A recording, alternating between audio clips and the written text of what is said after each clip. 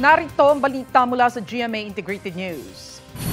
Humihingi ng paumanhin ang Cebu Pacific matapos magkaaberya ang isa nilang aircraft sa NAIA Terminal 3.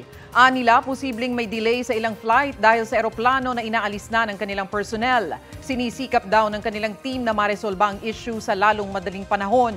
Sabi ng MIAA, bahagyang nag-swerve ang eroplano sa madamong bahagi ng taxiway habang inililipat kaninang umaga. Walang sakay na pasahero o crew ang eroplano nang mangyari ang insidente. Narito naman ang iba pang balitang binabantayan ng GMA Integrated News. Thunderstorm advisory nakataas sa Metro Manila at ilang bahagi ng gitnang Luzon at Calabarzon. Mula sa DZBB, permit para makapagdala ng baril sa labas ng bahay suspendido sa araw ng SONA ng Pangulo.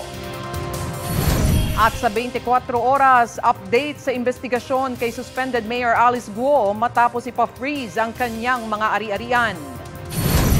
Para sa mas malaking misyon at mas malawak na paglilingkod sa bayan, ako po si Tony Aquino ng GMA Integrated News, ang News Authority ng Pilipino.